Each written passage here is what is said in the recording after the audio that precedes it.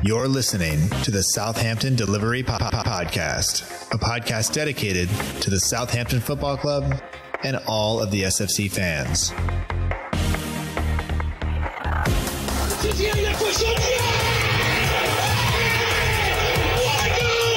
you want to have guarantees, you have to buy a wash machine. Fonte with a scooping header. We don't lose a match, either we win or we learn. And today we learned. Отдача, Остин! Все-таки забил! It's infield to Mane, 25 yards out. Lovely ball for Bella. Onside, 1-0!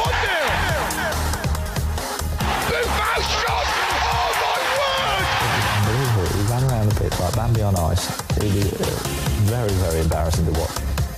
And now, your host, Matt Markstone. Hello and welcome to another episode of the Southampton Delivery Podcast, a podcast and newsletter dedicated to the Southampton Football Club and all of the SFC fans. Available right here on southamptondelivery.com. My name is Matt Markstone. I am the host of the show, and no matter where you are, no matter how you may be listening, whether this is your first time or you've been here before, thanks for making the show part of your day. I hope that you enjoy it, and I know that defending your home turf is supposed to give you an advantage, but sometimes when you come up against better trained opposition who are better equipped to deal with the situation, who have perhaps spent more money securing their resources than you could ever dream. Maybe they're trained a bit better. Maybe their tactics are a bit sharper. Maybe they've done this before. Maybe they have a history of winning over and over again, and you are there defending your home and you're not expected to win. And yet somehow when the shots stop being fired, your side emerges victorious. And there is this moment, this feeling of utter jubilation, of disbelief maybe. And that's what we celebrated on Saturday with the 4th of July here in America. But also we're here to talk about Southampton and their victory over Manchester City, which when you think about it, there is almost no explanation for how that game ended in the manner that it did. City's expected goals for the game, 3.4, ours 0.63. We actually scored with our lowest percentage shot of the game, and nobody would have picked Che Adams as the opening goal scorer because, quite simply, he hadn't done it yet. So we have lots of things to talk about on this episode of the podcast. And to help me do that, I'm joined by Lucy Highnett. You can find her on Twitter at Lucy Highnett. The links, of course, are in the show notes. And there is a lot to kind of go over. The defensive performances, both by our defenders and our goalkeeper and Danny Ings, and a number of other things that we will kind of work through. We'll also get to some listener questions. I forgot the listener questions of the patrons, which is really not what you're supposed to do, given that patrons have priority for having their questions answered on the show each and every week. But I promise I'll get to them next time. I'm sorry. Quite honestly, Lucy and I were just really excited and not really sure how to go about breaking it down, because this was not the narrative that was supposed to be there. I was all set to pick apart a couple of defensive errors, talk about how we didn't create any chances, but instead we talk about a win, and it's a whole lot of fun. So I hope that you enjoy the show. It's a bit rambly. I apologize for that, but not really, because we won. Also, Portsmouth lost, and that's good too. We'll talk to you on the other side.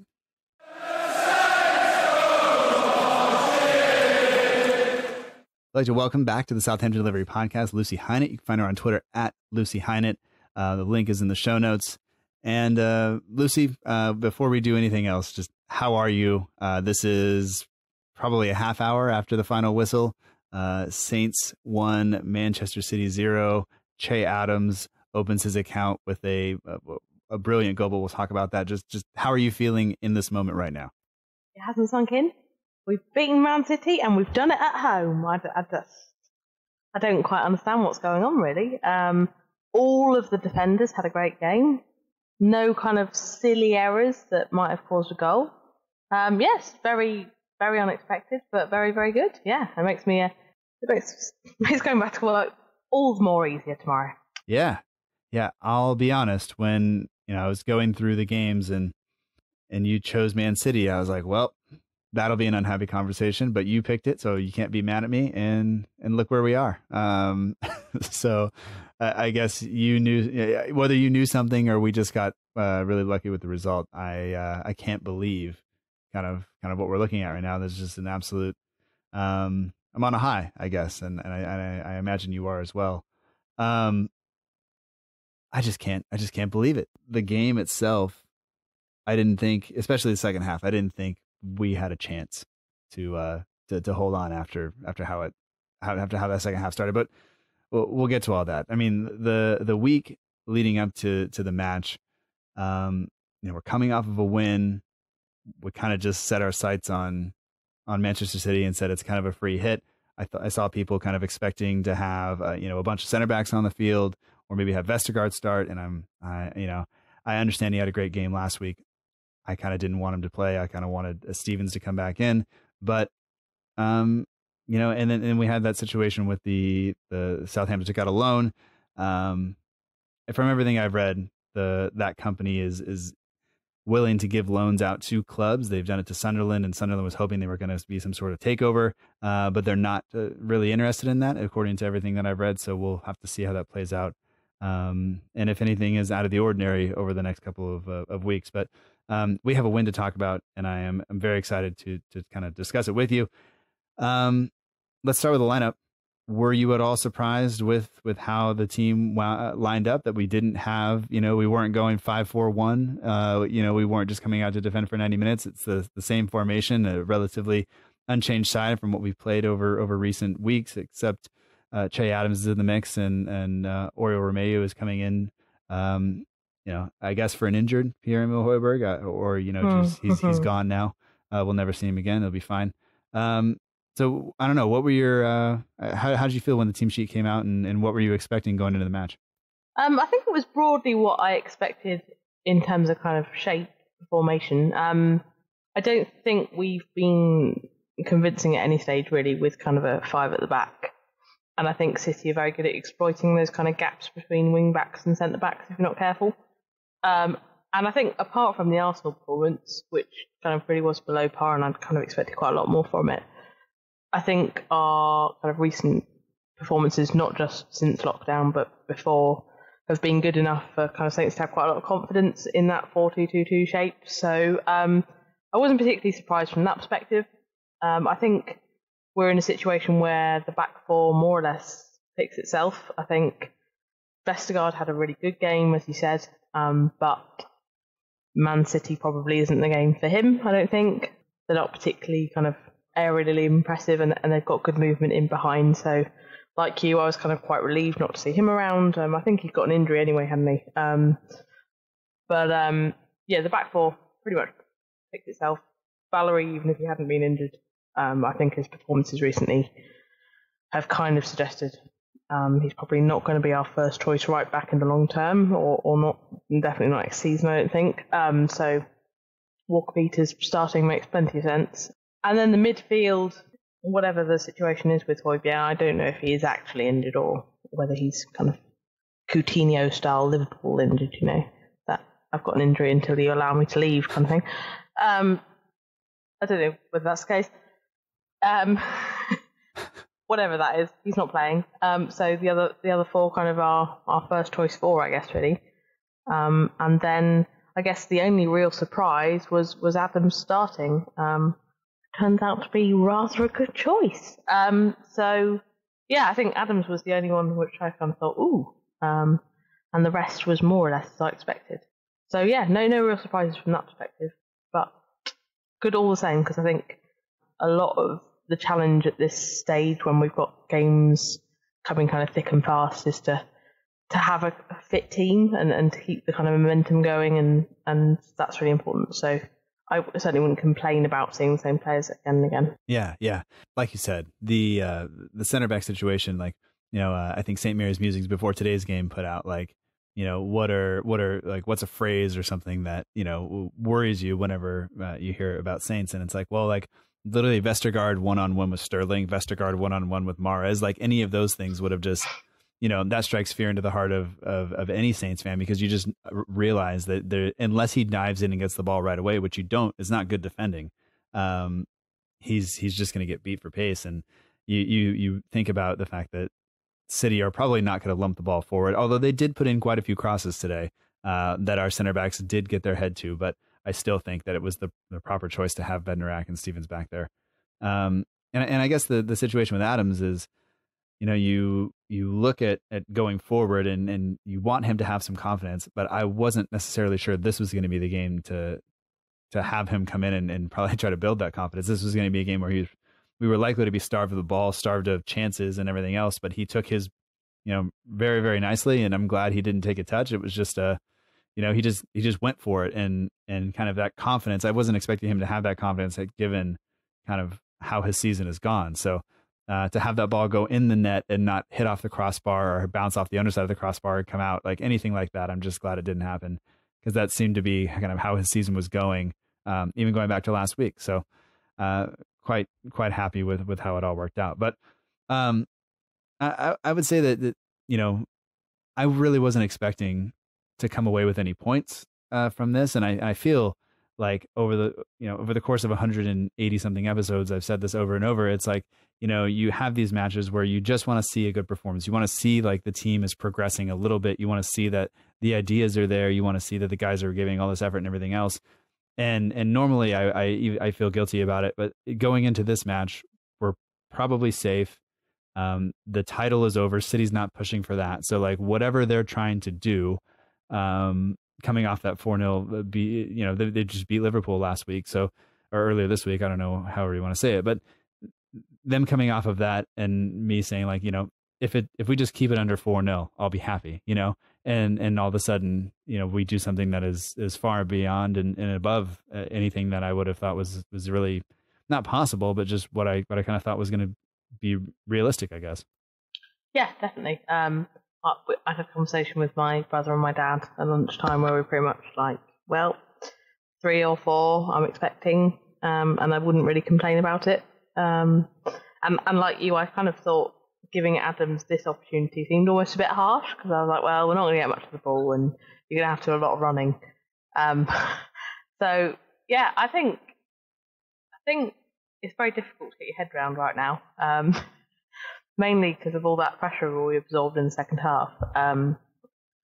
But it's just really positive and so kind of indicative of the impact Ralph has had, and the way that the team has turned it around since that game that they won't stop talking about. So yeah, I'm not being very coherent here because I don't really know what to say, other than how incredibly well deserved it was, and how weird it is to win at home, really. Yeah, I guess that's something that I haven't even really focused on, is the fact that we did it at home. If we didn't go away and steal a result, we kind of, in front of nobody, got a win at home. And it's just one of those things where, I don't know, like that was such a completely different performance, I guess, going back to Arsenal. Like that was a completely different team, even though it was almost the same team, I guess the thing that helps us is that City play like they're at home, in the sense that they kind of dominate possession, they hold it in your half.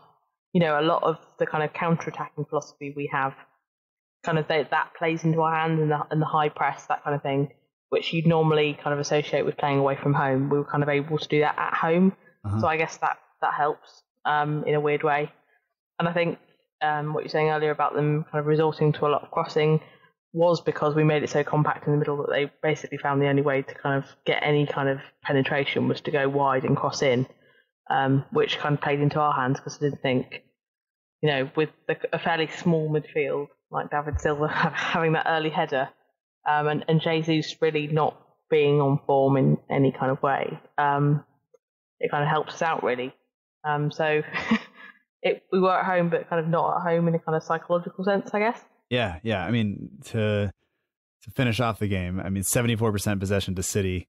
They had a total of 13 corners, just 25 shots, 6 on target. But I think you have to remember that that's not because they weren't actually on target. It's because they were blocked before they got there. And it just, the entire match was, the longer we went on, I just went like, I don't know, like we're sitting too deep. There's no way we can do this. Ings is clearing balls off the line. Like, I can't believe this is how it's going to go. But let's go back to the beginning of the game and just kind of start.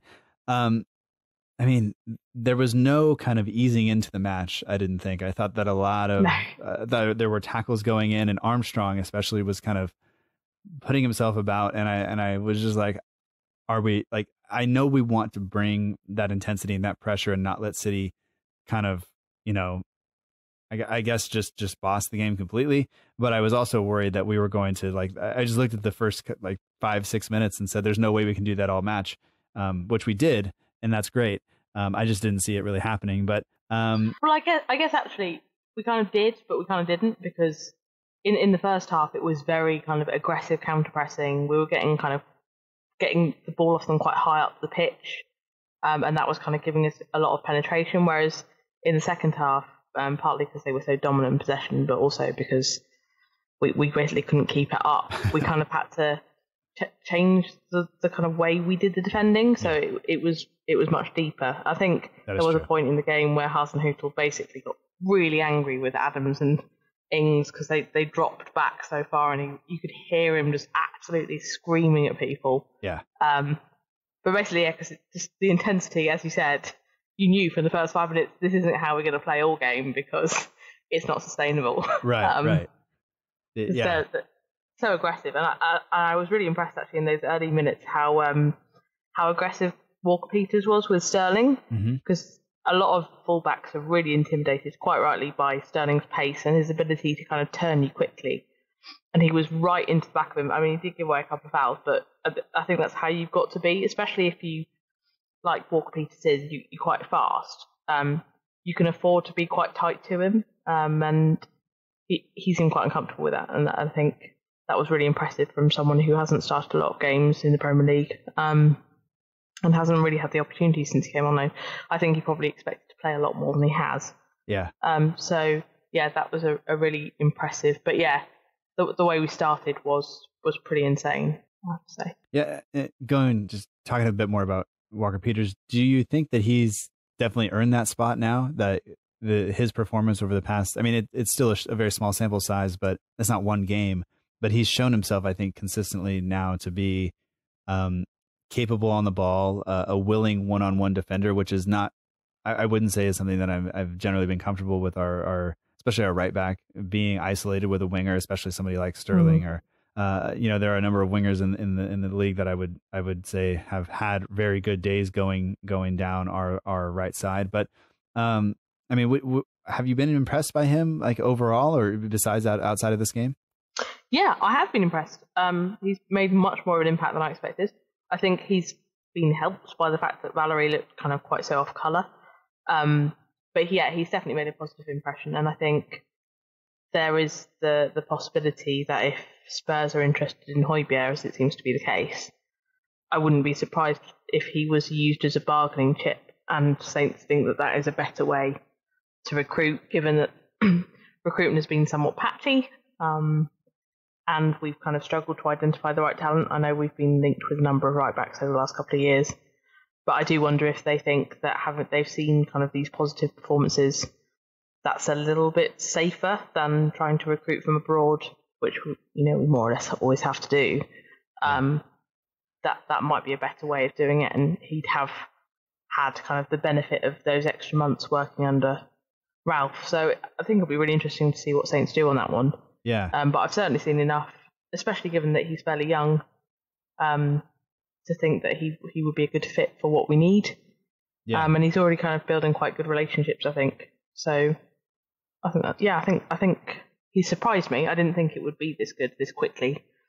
And he absolutely deserves to be right back for the rest of the season. And I know that can be a bit controversial with loan players, because you think, well, we shouldn't put the minutes into other people's players and kind of give them that potential for development. But when he's playing so much better than our other options, I don't think he have a choice, really. Yeah. Well, and Valerie's had stuff kind of happening off the pitch, out of eyesight for a while now. And yes. I'm not saying that's contributing to the on-field performance, but he was also ill and just he looked fine last year. He looked great last year for portions of it, but this season just hasn't been there. And whether he gets it back, we don't know. But one thing with Spurs wanting Højbjerg going over, if he chooses to go, or if we decide to make that, if there's some sort of,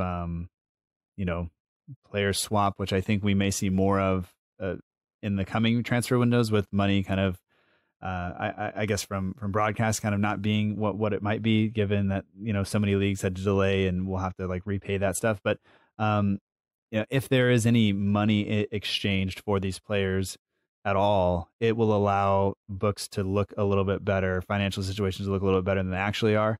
I think there was a relatively big switch between Barcelona and somebody, I think. Barcelona and Juventus for Pjanic and Artur. Yeah. They did a big 60, 70 million swap, which was because they break it down over the course of the contract. It makes it look like so your outgoing is broken up over the course of the contract, right, but your incoming is seen as a lump sum. Yeah. So it's a bit mental, really. So if we see something like that where Højbjerg goes over, we keep Walker Peters, and then there's 10 million there, that's going to look really good in our books for going forward, and in relation to the loan and everything else that we mentioned earlier. We'll just kind of have to see how it plays out. And I'm not, I don't. If it was anybody but Spurs, I'd say maybe it's a possibility. If Højbjerg was wanting to go to Chelsea, Abramovich spends money. Spurs don't. So we'll see how that all kind of works out. Just looking through some of the stats, Who Scored gave Kyle Walker-Peters man of the match performance, just based on his player rating. Just behind him was Alex McCarthy. But the real reason I was looking is the clearances. As we defended deeper and deeper, Bednarak with 15 clearances, Jack Stevens with 11. Any guesses as to who had the third highest number of clearances on the team? It's not who you would think.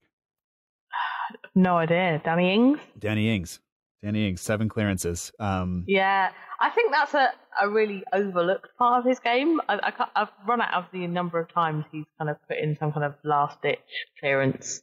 I think there was a really obvious one quite near the beginning of the game. We did it in his own 6-yard box, and otherwise probably would have been a goal. And yeah, I think his work inside his own penalty area is just insane. Yeah, it may be one of those things that actually frustrates Ralph at points, because you want him up the pitch, with creating opportunities to score, but he's there to win. And when you're on the field, even if you have a role, sometimes your instinct just takes over, where like, if I don't get there, then bad things are going to happen. So I'm going to be there. And I just, he has to be praised. I saw there's a lot of praise for him on the internet, on Twitter right now, which I think is well deserved. But I think there are also other people who had fairly good games. I would say Alex McCarthy being one of them, of course, but I would say also at the end, when he came for that cross and didn't get there. Oh gosh, yeah. I thought, oh, here we go. Like this is just like normal. And I almost threw my pen, but I didn't, and I'm glad I didn't, because that would have been an overreaction, because we got it clear, gave away a corner, almost put it in our own goal and everything else. But oh man, you can't be straightforward when it's like a bit of, put them through the ringer. For you sitting at home, was there any point where you're just like, because I think to begin the game, I was just hoping that we didn't get kind of blown out. And I was like, if we play him tough, we'll be fine. The tackles start going in, I feel okay. And then when we scored, then it was like, oh, well, don't concede right away. And then it's like, oh, well, just keep pressing. We get to halftime. And then I never really thought like this is we're going to hold on. Like I never really felt comfortable. Are you kind of sharing in that feeling, or did you at any point think like, oh, we're just going to make it happen? No, I'm far too negative to think that we're going to make it happen. Even when they had that last minute free kick, I thought that was going in. Mm-hmm. I was like, right, well, any other team in the league, I'd be fairly confident that you can give away that free kick and get away with it. But I was like, well, in the mood that Kevin De Bruyne is in, I'm not even sure we'll get away with that. So, no, there wasn't a point where I thought we'd get away with it. And that first 15 minutes of the second half, I was like, well, this is definitely coming, because we didn't seem to be able to get out. We didn't seem to be able to kind of control the flow of the game in any way. It just seemed like a never-ending wave. Mm-hmm. I was actually quite surprised they brought the subs on when they did, because I thought they had us kind of under a lot of pressure, and I think the drinks break helped us massively in terms of disrupting their flow. So, yeah, no, I didn't think there was I still can't believe we did it, and I didn't ever think we would do it. All right, well, let's go back to the goal, because Che Adams, of course, has not scored for us at all this season. Had a very successful campaign in the championship last year. Had a successful preseason, even for us this season. Starts the season as he starts games, leaves Danny Ings on the bench, and is quickly kind of replaced because he just can't get it going. He's got one goal now this season, 1 goal in 818 minutes. Does have 3 assists, so we'll give him that. 25 appearances. We talked earlier, the idea that you're going to start this game, that's almost one of those that's a harsh decision by Ralph in some instances, because if he's going to start this game and not score, then that's just one more time he doesn't score. But and he did have a chance. He had a chance earlier where the ball was kind of in front of their area, and I don't think Redmond can get the ball out of his feet, but I think that comes from a Che Adams kind of missed opportunity. Yes, I think that was a shot he took, wasn't it? Yeah. It looked like a pass, but I think it was a shot. Yeah, I'll be honest, I was looking down trying to type something, and then I looked up, and the ball wasn't there and not in the net, and I just was kind of crying almost, because I thought that was it. Like, that's the chance we had. But we talked about the pressing, we talked about the forcing mistakes high up the pitch, and Armstrong, once again, I think it was him who picked Zinchenko's pocket, and Adams just runs onto it, beautifully. And I think a lot of players would have taken a touch and looked for a pass, as Armstrong was kind of, I think, going to try to make a run to his left, but just the decision to just go for it. And I don't know if you guys got the replay that we did, where it was just from almost directly behind him, and the ball goes far outside the post and is curving in. It's just like, just get down and don't bounce over the goal. Don't go off the crossbar. Just get in the net. And I couldn't believe it when it happened. No, and I think what was so impressive about it is kind of, as you were saying, it was just a really instinctive go. I wonder if it was premeditated, because we know that Edison has that reputation for being off his line and playing that kind of sweeper keeper role. So I wonder if that had been kind of discussed before the game. But to kind of do that so instinctively when you haven't had any luck in front of goal. I mean, I think earlier in the season when he was getting that run of games, those runs of starts, I think he did get very unlucky not to score. I don't think he played badly. And then, of course, the kind of influence of Ings and Long means that he's kind of been restricted to sub appearances. So I don't think he had at any point really played that badly. I mean, a couple of sub appearances he hasn't looked great, but I think he'd got a lot of bad luck, and I think often that bad luck can really play on a striker's mind. Mm-hmm. I think actually you're seeing that with Jesus at the moment. He doesn't seem kind of to believe almost that he's going to score. So to take on something like that and to back yourself to have a go, I found the intent almost as impressive as the goal itself. Yeah, absolutely. And I just thought it was great how everyone kind of celebrated with him, clearly thought what a big deal it was. We saw when he missed that opportunity the other week and Ralph was already celebrating. I think everyone was feeling that pressure for him almost. So, it must be a great relief. And I have been quite vocal in saying how much I rate him. Yeah. He hasn't really kind of been quite what I expected, and I thought he would adapt more quickly. But I still think he has an important contribution to make to the team, especially with kind of Shane Long probably coming towards the end of his career. Yeah. And I think he can be someone that has value next season, particularly because I think, as we were talking, the financial situation will mean that we're probably limited in what we can do in the window, and I don't think we'll see our striking situation, particularly with Danny knocking in so many goals. Yeah. I don't think we'll see that as a priority. So he kind of has to become part of the team in a way. Yeah. So I think that's a great way to kind of put that bad record behind him. I think there was this whole thing that he scored no goals in 29 appearances. I don't think it's as bad as that, because only 10 or 11 of those were starts. Mm-hmm. But it's quite nice to get that one off your back, isn't it? And stop being, likened to the likes of Dominic Solanke, for example, who is just atrocious. Yeah. And I will say that last week in the newsletter, Southampton News Now on Instagram wrote up about the strikers, and he led with Che Adams in the piece, and what he was kind of driving home was that Che is the guy that's going to be Danny's partner going forward. Like Long is, like, as you said, coming towards the end of his career. Obafemi's not quite there. Adams needs to be given the minutes over the coming matches to kind of prove himself and give him a chance to like build some confidence and things like that. And I'll be honest that as I was kind of editing and reading through it, I went like, well, you know, I don't know how I feel about this, because he just hasn't really, I don't know if I believe in him yet, you know, and that's really, I'd say that at the beginning of the season, I totally did. You watch him during preseason, he looked great. But then he got around Premier League defending and he just went like, I don't know if he's there yet. But I think today, just that, he showed that he had some instinct, right? And he also held the ball up nicely today. There was only a couple of times where I saw Danny Ings kind of like, you know, point like, hey, you should have been there, or like, you know, he let a ball go or something like that and he wasn't there. I don't think he still hasn't got his head around the kind of tactical element of the game yet, I don't think he presses quite as he should. And I think there were times in the middle of the season when he was making those appearances where I thought it was kind of a lack of interest or kind of a lack of a positive attitude. But actually, I think it's taken him a lot longer than I expected to kind of get his head around the kind of Hasenhüttl way of playing, that kind of hyper-aggressive, high-pressing, quite intense game. I think partly it's been fitness related, but also I just think it must be such a kind of radical difference from Championship football. Yeah. And you just don't have time. You know, it's not a style of football that gives you a lot of time on the ball, and a lot of time to think about things. So I think that element I'd kind of underestimated.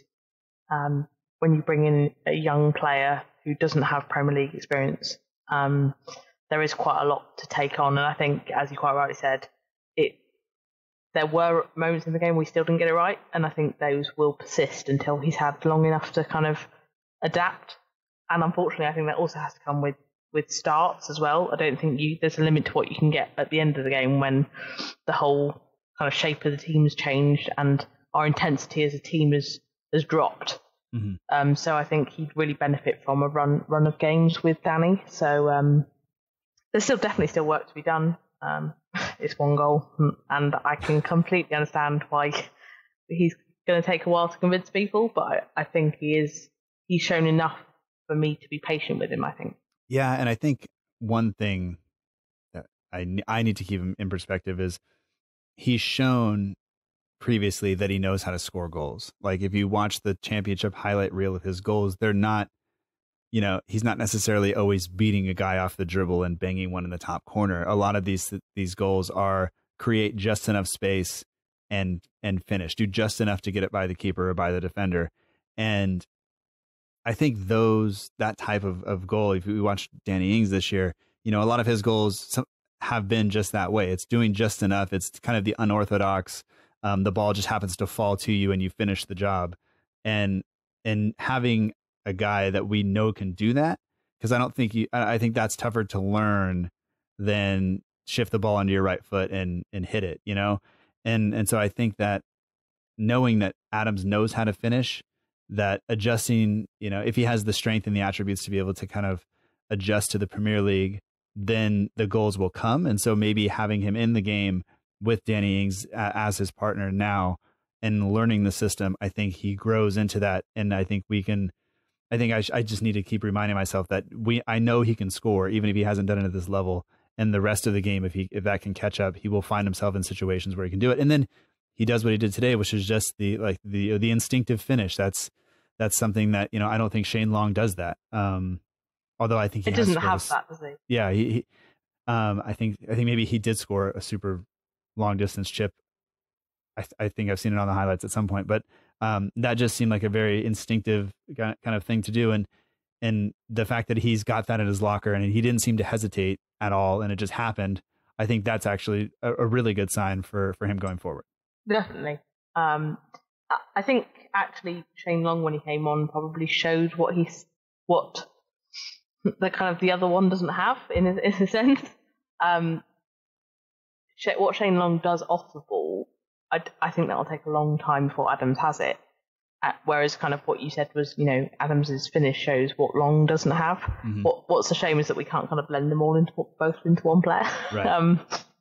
which I guess which is what Danny Ings has, right? Right. I was going to say that you just have two Danny Ings on the pitch. Yeah, that would be great, wouldn't it? Yeah.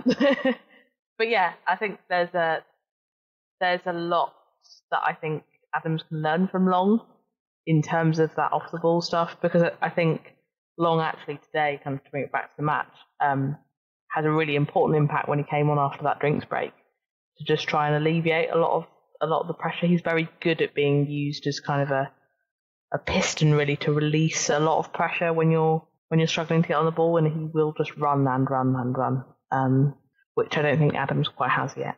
Yeah. I have a stat here that you're probably not going to like. Okay.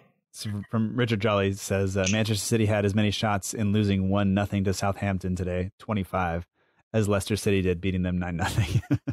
Yes, I did see that one.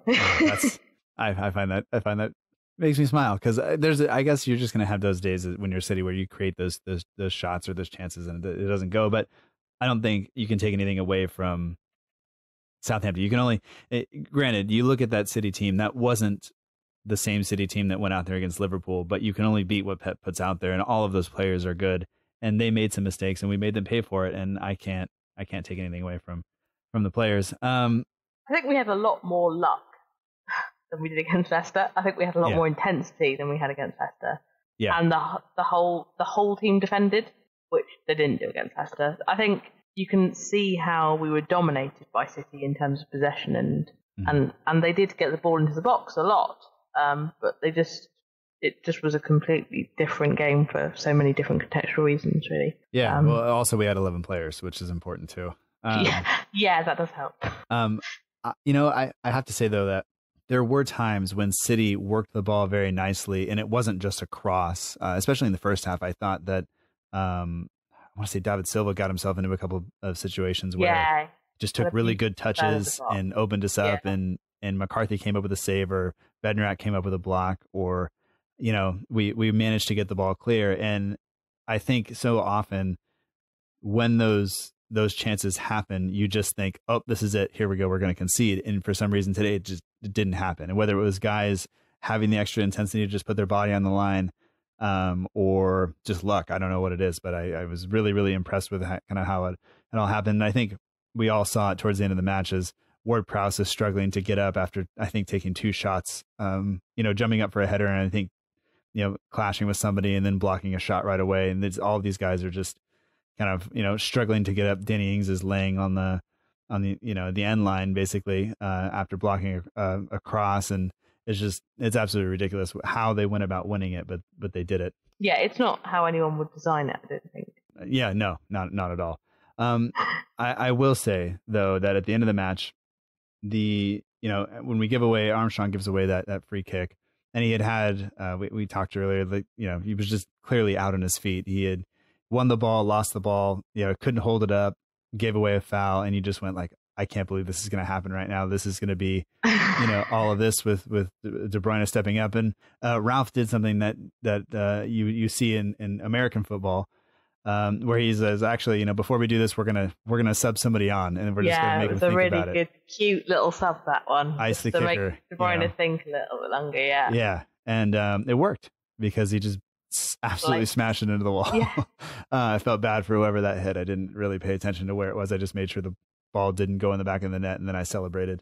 I was actually surprised he didn't make more subs kind of in normal time. Right. Given how intensely we played. I know the bench was quite thin because we've had a few injuries, and there was probably not a lot of experience on the bench, but I just thought in terms of needing legs, and looking, as you said, Armstrong looking quite so leggy. When he broke away, I thought, oh, he's going to play Long in here. Yeah. And there was a couple of times he lost balance completely. I just couldn't believe he hadn't been subbed. So then when he made that foul, I was like, oh my gosh, it's going to be some kind of, lesson that we should have got him off, because now there's going to be this free kick. But no, apparently not. It's all good. Yeah. And like, as you say, you look at the bench, you have Gunn on there, who's obviously not going to come in with McCarthy having the game he has. And really, unless the goalkeeper's injured, he's never getting on. Danzo, who we haven't really seen anything of, I don't think, since the restart. It could be wrong. That whole loan hasn't worked out. No, it hasn't. And I don't think Augsburg really did all that well either. I had to check to see where they finished exactly, but I think they were in the relegation zone or right about there. Bundesliga, I stopped paying attention as soon as they said the Premier League was coming back. I'll be honest. Yeah, same. Haven't watched the game since. Yeah. And you got Smallbone there, Ferry, Djenepo, Obafemi, Long. Like, so you look at who's going to come in and do better than what we have going on out there. Like Djenepo, we've seen him kind of not track back as well. Like that's not his game. If we needed to try to create a goal scoring opportunity out of nothing, then give him the ball and try to get him isolated one-on-one with the defender and see what can happen. Obafemi will do the running, but Long was already on, and Ings is doing more defending than anybody else. So it's hard to then throw one of those younger guys in there and say, "Good luck, man." Like this is where you don't want to screw this up because we've been playing so well. So I was also a little bit like concerned because I think people have rightly so criticized some of Ralph's substitutions and waiting too long to bring guys on and things like that. But in this case, I'm not sure I can really complain other than Armstrong just looked like he was dead on his feet, and he needed to probably come out for his safety and the protection of our 1-0 lead. Yeah. I'm not really leaving you very many. I'm not asking you any questions. I'm rambling and then hoping you pick up on something, which is not a great way to do this. Once again, this is why we don't record moments after you come up with especially because some of the journalists, they have to file kind of on the whistle. And so they have this whole kind of narrative almost pre-written and they write during the first half. And then, it's basically done before the game's even over. You just had to add a top and a bottom. That's kind of how the outline was going. And then the game just didn't go that way. They ruined it. I know. How dare they? I had all these things I was going to pick up on, like how McCarthy's kicking isn't that good. Yeah. Which, to be honest, it still drove me insane in that game. I don't know if it's just me, but my gosh, can the guy pass? Just one long ball. And it makes it worse when you see Ederson, who is obviously kind of the world leader in goalkeeping distribution. And then you just see these players wide open. You're like, McCarthy, just go for it, man. And he misses it again, and you just like, ugh. But I can't be critical because he had such a really good game. I think he demonstrated everything that's kind of good about him, those instinctive saves in front of him, making sure the ball goes far enough away. There was that slightly nerve-wracking moment where he missed that cross. But apart from that, I thought we had an outstanding game. But yeah, every time he kicked the ball, I just find it such a frustration. And I think that will be the one thing that counts against him in Ralph's mind, is that if you really want to make the most of a long ball, which he clearly, we played quite a lot of long ball at various times in the season, if you want to make the most of it. And I think that's probably what makes Jack Stevens actually, what makes his season so impressive is that he is very good at distributing the ball quickly. Yeah. I think that is going to be a problem. And I think that may be why he stuck with Gunn for as long as he did, in terms of his distribution being slightly superior. Yeah. So that will be an interesting one, especially if Forster comes back, which seems to be the rumour. Yeah, we'll have to see how that works. But he isn't much better at that either, so... Yeah, no. There we go. Just for today's comparison, Alex McCarthy's 61% pass completion percentage, Ederson 94.9%. And granted, Ederson's not kicking it long quite as much, but the ball he played in the first half... almost along the ground. Oh my God. Yeah, I know. Amazing. If I hit that pass once in my life, I'm going to talk about it all day. And he hit that. And I just went like, there's no way we're winning this match. Like there's no chance. But of course it happened. And in the type of game that he plays where he does play so far out, it did lead to their downfall today. Yeah, absolutely. But that's, I think Pep will live with that because they created so many chances at the other end. They just couldn't get it to go. So, and then, of course, Adams actually got on the wrong end of him, didn't he? With that chance just before he came off, where Ederson beat him to that yes, back pass, which was painful. But that I think that demonstrated the advantages of having such a great sweeper keeper, as much as Adams had benefited from it in the first half. Yeah, and also when Ederson comes, he doesn't really care who's in the way. He's just going to take everybody out. No, he took his own defender out, didn't he, the other week? And he didn't really seem to care about it. I was like, are you cool with that? And he's like, yep. Yeah, you get a potential red card against your own teammate, for that foul. But and then remember, he also, I think, cleated Mane in the chest or the face. Yeah, yes, he did. Yeah. Yeah, but I do enjoy watching him play, and part of it is that pass that he played today. It's just one of those things. But I don't want to spend all day praising him because we won. We have a couple of questions, and I think we kind of answered some of them already. Colt Baker on Facebook says, after today's performance in the match last week, do we try to keep Kyle Walker-Peters around permanently? We kind of discussed that already. We've had a lot of loans that don't really work or haven't worked. I think this is one where I'm starting to lean more towards yes, and I think you are as well. And just to firm that up before we move on from this one. Yeah, definitely. I think partly because of the financial situation and the likely kind of Højbjerg deal. I think that lends to it, and also because we now have a kind of known quantity which we wouldn't otherwise get. We always have to look outside the league, so to actually get the benefit of kind of testing someone out before we buy them definitely sounds good to me. I just don't know if we'll have the ability to do that.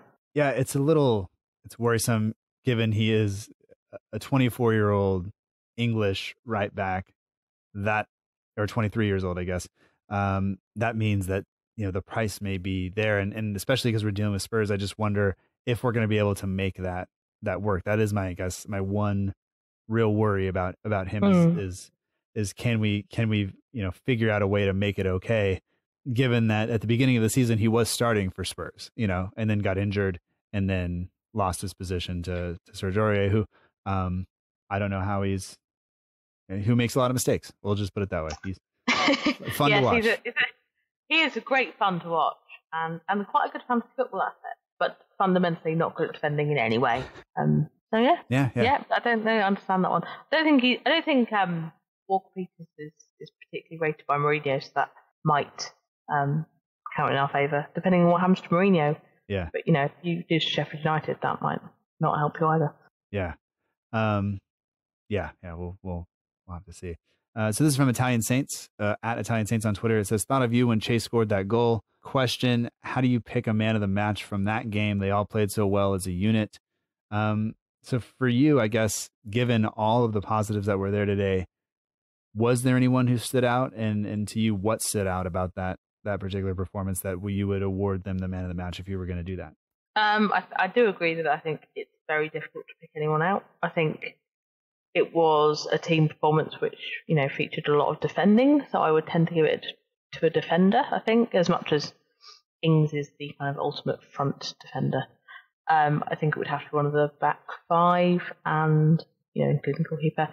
And I think I'd go for Stevens,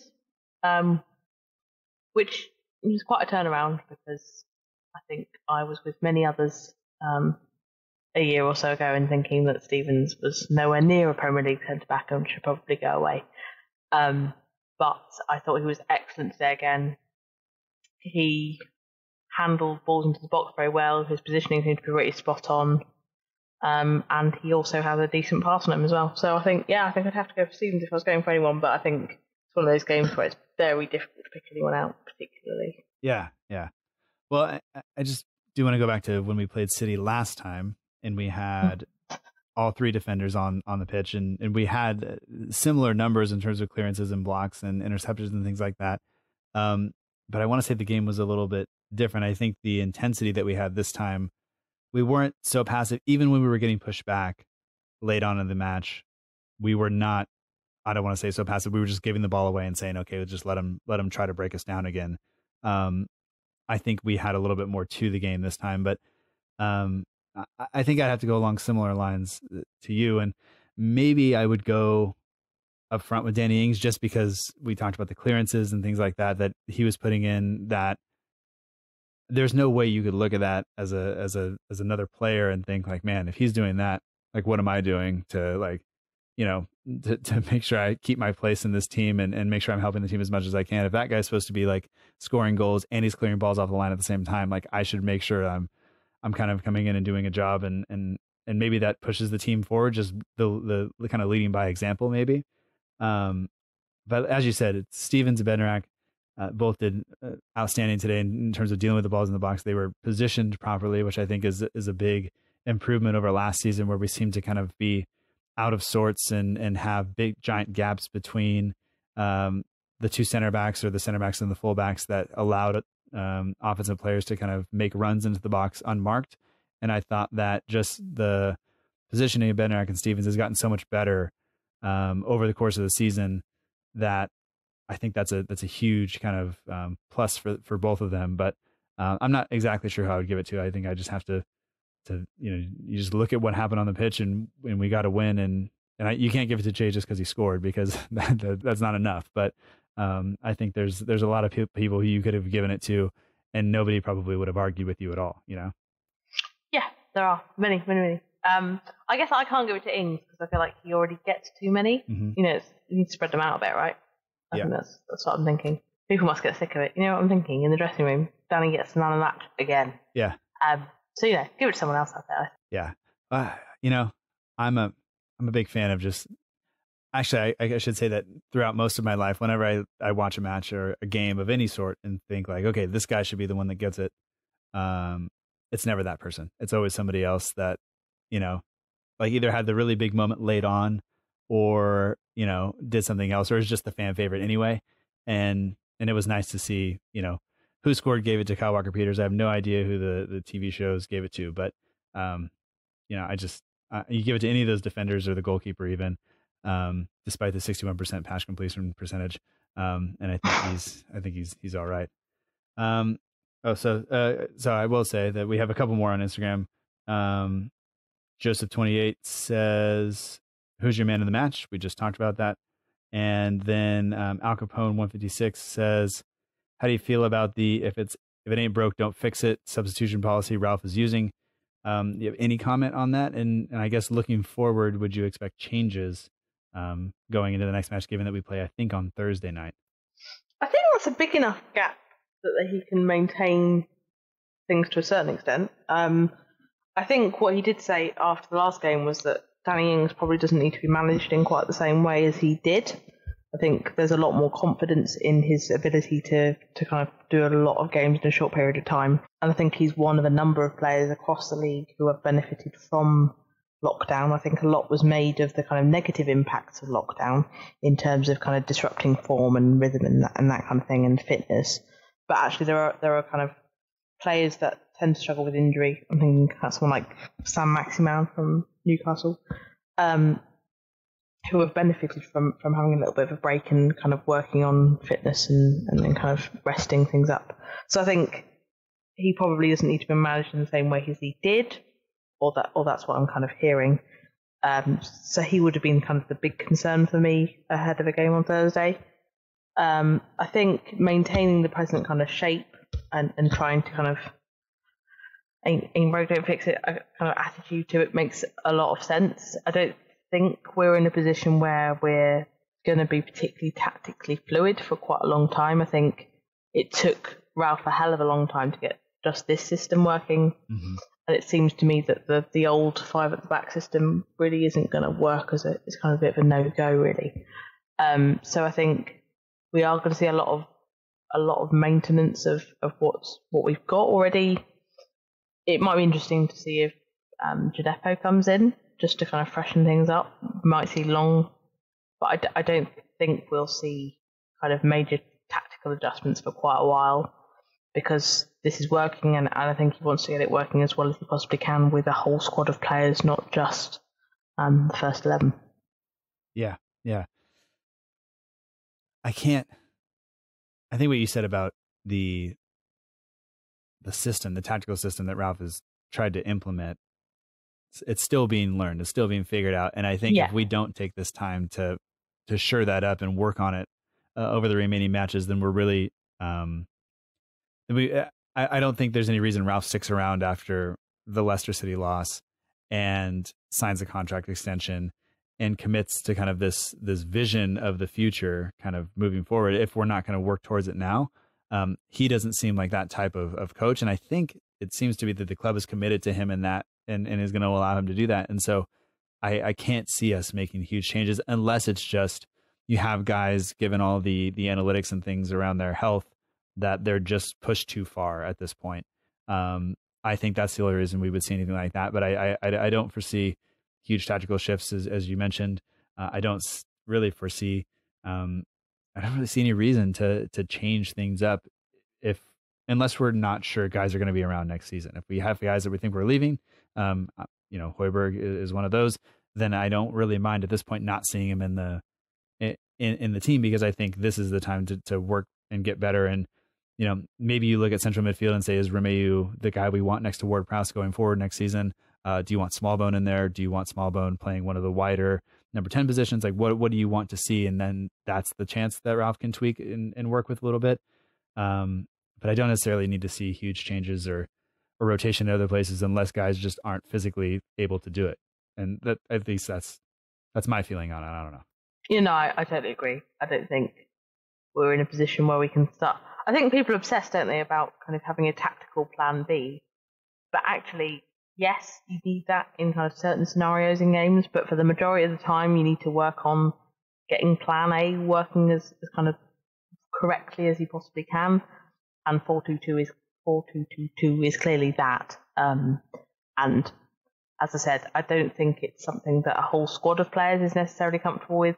I'd say the first 11 have probably got it kind of pretty down now, but you need to be able to work on being able to change things around a bit. And as you kind of mentioned earlier, Gineppo is clearly not going to be one that can slot in yet. He doesn't do enough of the off-the-ball work. I think that has applied to Adams for a hell of a lot of this season as well. And I think someone like Smallbone, who has come through the academy in the kind of old sense, we've heard a lot about Ralph rejuvenating the academy and working on his playbook and working on the way we kind of develop our youth. Obviously, Smallbone hasn't had the benefit of that, so there's going to be a lot of work for kind of anyone, I would think, coming immediately out of the academy as well. So until you kind of got that systemic change, then I think we can expect to see this system carrying on, really. Yeah. Well, I still can't believe it. I mean, it's been now an hour and a half, and I still have not really got wrapped my head around it, which probably doesn't mean very good things for this podcast, given that we kind of probably just rambled on about how good we were or how great we feel that we did record today. Tomorrow, shall we? Yeah, I don't know, but I think up to 43 points now, still 13th in the table, level on points with Newcastle. We're just a couple of goals off of there, so maybe some heightened tension in the Highnett household. I'm not sure, but a chance to jump over Everton if we can beat them on Thursday. So we'll see how that kind of all goes. But do you have any final thoughts before we wrap this up? I guess going into a couple of away games now, which we normally say were our thing, really. So I think there's lots of reasons to be positive for the games ahead, and it's just going to be a question, kind of as we've just touched upon, of kind of whether we can sustain the kind of intensity we saw today, because that's obviously going to take its toll on the team, especially with this kind of quite hectic fixture list. So, I think there's lots to be kind of positive about, and maybe some time to process what's just happened, because it's all a bit crazy. 13th was pretty much where I said we'd finish, I think, at the beginning of the season, which, to be honest, at Christmas was looking a tad optimistic. Mm-hmm. But no, looks about right now. I don't think we're any better than that. I think this kind of area of the table is probably what we can realistically hope for, even under a kind of fully functioning Haas and Hustle. Yeah. But I think a huge amount of that goes down to Danny Ings' goals, really. Yeah. But I think lots of reasons to be positive. It's just going to be a case of whether we can get through the summer and tie people down to contracts and get things straightened out, really. Yeah. So coming up, away to Everton, away to Man United, at home to Brighton, away to Bournemouth, and then finish the season at home to Sheffield United. I just want to run one quick question. You think Bournemouth are going down? You think that's happening, or what are your feelings on that? I know fans on Twitter tend to say, their whatever they want to say about us. Saints fans don't seem to care that much, but I'm not exactly sure how I feel about Bournemouth going down right now. But it looks to me, I kind of, watching them play recently, I don't know if I see them coming out of it or not. No, I think they're gone. I think there's they just don't seem to have any idea what to do with the ball once they get it. I think there was a stat I was reading on one of the Athletic articles, which was something like they've had the most possession in a game 9 times. In 9 matches, they've had the majority of the possession, and they have scored 2 goals in that time. I think they're one of those teams that likes to think of themselves as a kind of attractive footballing side, but the fact is they haven't been able to find any penetration with the ball. And they look pretty rudderless now. And I think unless Howe can find some way to reboot it and shake it up, I just can't see any way they'll put the performances in that gets them the points they need. That said, I think we're looking at probably quite a small points total for survival this season, so it may be that they can somehow cobble it together.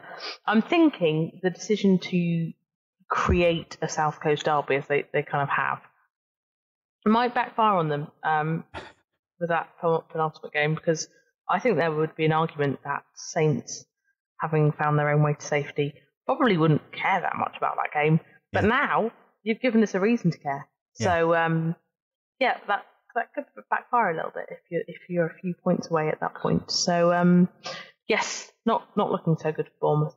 And I think it's all spiralled a little bit out of control, given that not very long ago people were talking about Eddie Howe getting kind of a top job, which looked kind of unlikely now. Well, I think wasn't there talk of him potentially going to Spurs and things like that? I've seen Spurs. He was also linked to the Arsenal job. The Everton job he's been linked to a couple of times.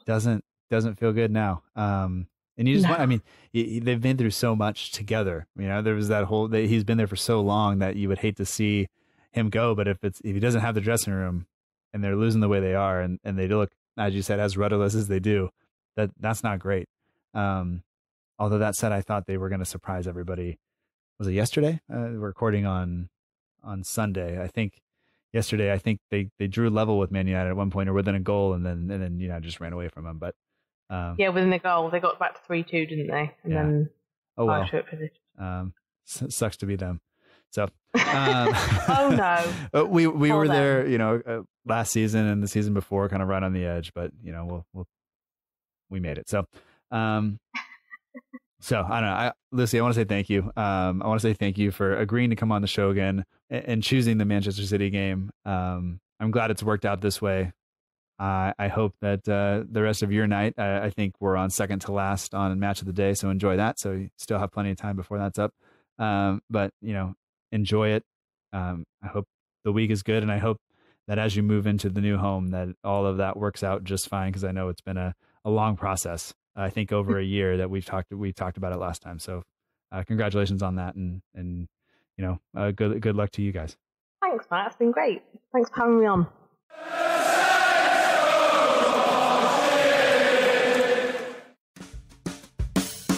And that does it for this week's episode of the Southampton Delivery Podcast. Thank you so much for joining us. I hope you've enjoyed it. Special thanks this week goes out to Lucy Highnett. You can find her on Twitter at Lucy Highnett. If you want to follow this show while you're there, we're also on Twitter at SFCDELL_IVERY. We're at the same address on Instagram. And if you want to follow us on Facebook, we're at facebook.com/SFC Delivery. There's no underscore in the Facebook address. To make it all easier, you can just go to southamptondelivery.com, which is the show website. It's the place you should send new people if they are interested in following the show or finding out more about it. You can also get links to the show and sign up for the weekly newsletter, which comes out each and every Friday. Thank you to several of you who signed up last week. I appreciate it. I hope that you enjoyed the article by Southampton News Now looking at the strikers. And you know what? Lo and behold, he writes the article. Che Adams scores a goal. So we're going to write next about us winning the league, because surely that's how it works. The show would not be possible without the partners of the show. Matt Beeling did the logo for the show. You can find him on Instagram at WeAreSouthampton. You should follow along for all your match day edits, polls, competitions, and more. He has a Che Adams post right now. If it gets over 700 likes, he'll give away a print of it, so you should go like it. I would like to win it, so please go do that. That would be great. Our partner page is the Southampton page. You can find them on Twitter and Instagram. They're on Twitter at Southampton page, on Instagram at Southampton page 1. Links, of course, are in the show notes. And all music for the show comes courtesy of the Free Music Archive at freemusicarchive.org. The intro song is Epic Song by Boxcat Games, and the end of show credits that you're listening to right now is Aim is True by Poddington Bear. I will not apologize anymore for the rambling nature of the episode. I was on a high when we recorded, as was Lucy. That is exactly what we want. And hopefully you were able to make it to work on Monday morning. You didn't celebrate in the pubs for too late after the victory. And hopefully you got home in time to watch Portsmouth bottle their promotion chances. So one more year for them, at least in League One. Meanwhile, we'll stay in the Premier League, and maybe Bournemouth will take the step in between if they don't get their act together. So that does it for this week. We'll be back next week. Of course, we have a midweek game against Everton, followed by another, I think, Monday night game against Manchester United. So big things happening on the pitch. Hopefully a couple of more victories, and hopefully we'll be in a good mood again next week. But thank you for listening, and until next time, remember that together we march on.